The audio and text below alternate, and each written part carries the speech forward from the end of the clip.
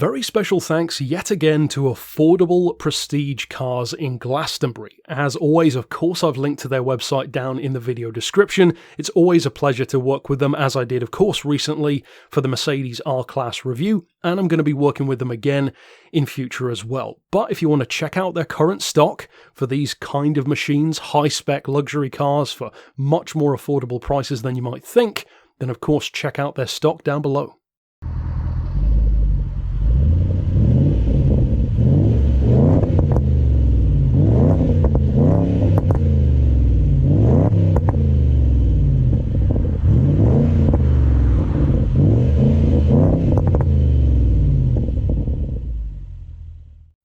With the majority of cars that I review on the channel, with the exception of my own of course, the general subtext of the review is always hopefully, if at all possible, to help that car to sell at the particular dealership that I drove it at.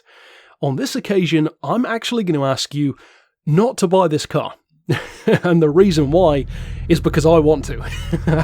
And that tells you pretty much everything you need to know, because within 10 or 15 minutes of driving it, I knew that I wanted this car.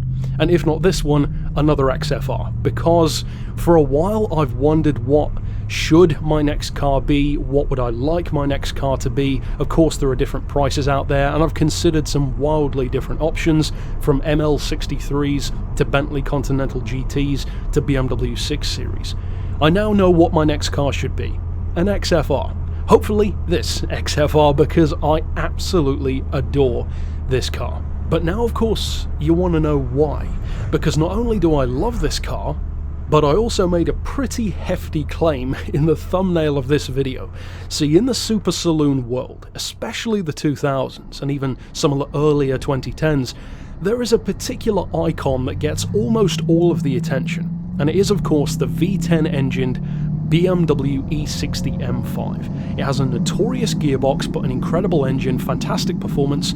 It is something of a modern unicorn and kind of a cult icon. However, there are a number of things about the M5 which, spoiler alert, I'm not a huge fan of. For instance, the interior. I find it straight up boring. Even the design of the car itself is very understated, and even though of course that makes it a good sleeper, to me, there are certain cars that you kind of don't really want to be a sleeper. You want it to show off just a little bit. And to me that is just one of the things that this Jag does better than that BMW. Now I believe that the XFR loses a lot of attention because of two vehicles in particular. One is of course the M5, which as I said tends to get most of that attention. The other one is Mercedes AMGs. Something like a CLS 55 or an E63, they're great cars. I mean, for sure, I love the CLS, but this Jaguar often gets completely overlooked, sometimes even forgotten. It's easy to think, well, it's just a big supercharged Jag. Is it really going to be that special? Surely Jags kind of feel similar, maybe across the board, just a two-door or four-door version of the same thing. Well, trust me, they really don't, because this car is fantastic, and it was one of two different Jags, both of which I loved, that I drove on the same day. The other was an XK from the 2000s, the later 2000s in particular, and that review is dropping on the channel in a couple of days' time. But even between those two cars, with relatively few years between them, there's a total difference. To me, the difference between something like the XK and this XFR is kind of old money versus new. To me, the XK is a James Bond kind of car. It's elegant, it's classy, it's old school, it's what you'd think of a Jaguar as being. To me, the XFR is John Wick. It's new money, it's brutish, it's savage, it's still well dressed, but it has a high body count. To me, that is just more badass. And everything about this car ticks all of the boxes that I love. Now, one of the only things that I'm not a huge fan of in terms of my current car, the Touareg V10, is that it doesn't sound that great. And of course that's partially because it's a diesel. Diesels very rarely sound good. That's not a problem with this Jag. Another issue that I sometimes have with non-diesel performance cars though, is that because I do a lot of miles, well, they drink a lot. There's no two ways of saying it. Well, actually this Jag is a lot better than you'd think, and I mean a lot. It's got a 5-litre supercharged V8 503 horsepower, which is technically more than an M5. It has a whole lot more torque than the BMW as well, 460 pound-feet, which is AMG Mercedes territory, but with a much smaller engine, so in other words, at least as impressive. It has a gorgeous gearbox. I love the gearbox in this car, I love the operation of it. It has a little twist knob which rises up out of the dash when you turn on the engine. It's just got this kind of simple, clean class to it, and I love that. But to jump back to the point of fuel economy, around town of course it does drop, but on the highway, this car can actually achieve 32 miles per gallon. That is actually pretty phenomenal for a car that is not really designed with any thought to fuel economy, but it goes way beyond that. There are some sedans, which I've been in the past, which are surprisingly cramped, despite being large, and I don't just mean ones that I've reviewed, I mean just cars that friends and family have owned as well. They've kind of disappointed me in that way, in fact. This Jag, on the other hand, is great. In fact, I didn't even have to adjust the seat. The headroom is infinite. The rear passenger space is of course great because it's a four-door rather than a coupe. The trunk space is at least as good as any sedan would hope to be, and it is kind of unfortunate that for this first generation they didn't make a wagon, because that would be an incredible wagon. But be that as it may, even if there was a wagon, this might be one of the few occasions where I would stick to the four-door. Now, in terms of performance, of course it's fast. It weighs just under 1900 kilos, which in other words is about 100 kilos lighter than my Maserati Quattroporte was, which is a pretty healthy difference, especially when it's got 100 horsepower more and a whole lot more torque. The performance is great. 4.7 seconds to 60. Unfortunately, it goes down the German route of having a limiter to 155. I've never understood that, but of course, you could get it removed if you wanted to. And I have no doubt that if you do, it probably has a similar top speed to said BMW, which is around or probably even over 200 miles an hour. Of course, you're not going to be doing 32 miles to the gallon at that point, but still, it's nice to know that you've essentially got a supercar that is in a sedan body, and that's one of the other reasons why I love it so much. Now, speaking to that supercar influence, I already likened it to the car equivalent of John Wick.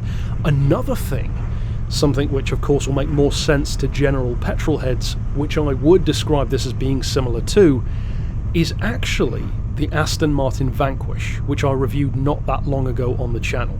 In fact, possibly the best way to describe why I love this car so much is because to me, quite literally, this XFR feels like a four-door Vanquish. And I mean that in all of the best ways. I don't mean that in terms of having like a controversial gearbox or something. I mean it has all of that muscle and sheer presence on the road. This thing dominates the road, but at the same time, it doesn't feel anywhere near as large as it technically is. It's so nimble and light on its feet.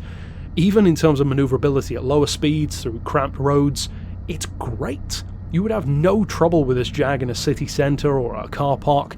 It's perfect for daily driving. And in terms of the interior, which of course is always something that's very important to me, one of my biggest gripes with a lot of high-performance sedans is the interiors are just so boring. They always seem to go down this route of making them look like an office, and I've never understood that. I mean, I get a lot of guys who own those cars, or a lot of girls who own those cars probably have an office job, but why would you want to drive something that feels like an office just to go to the office to work? Surely you'd want something that's got a little bit more flair and more fun to it, and to me this Jag has a gorgeous interior. It's got, in this particular spec, a two-tone leather, darker and cream on the bottom, with a suede roof, possibly Alcantara, I'm not sure, hand-stitched dashboard, I believe either aluminium or stainless steel switchgear, which looks great.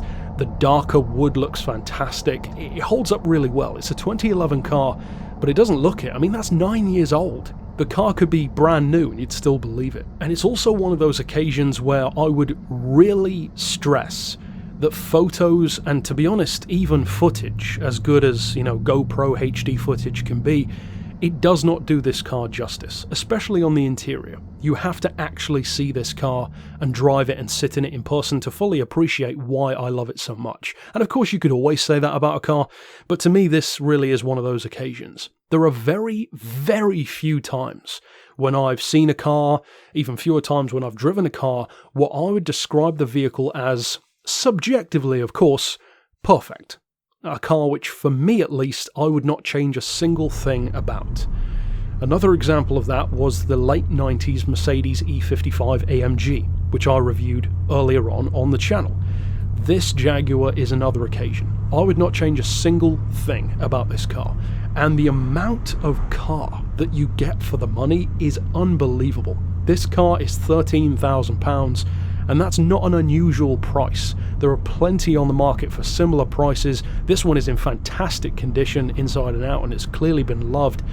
And to me, that much car for that much money is insane. A 500 horsepower, supercharged, rear-wheel drive, proper authentic Jag for what a few years ago would have been hot hatch money is crazy. And to essentially round off my thoughts about the XFR in an abstract sense, I think another thing that I love about this car, to reference once again the Mercedes CLS, and also in a kind of similar way the Porsche Cayenne from the earlier 2000s, to me this car feels for Jaguar what those cars felt like for those brands, and to some degree the Stinger for Kia as well.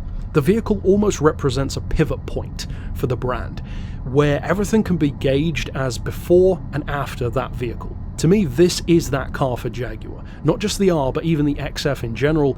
Everything before this is a traditional, quintessential Jag. What you think of from that old school Jaguar era, from the XK8s to the Sovereigns, all that kind of stuff.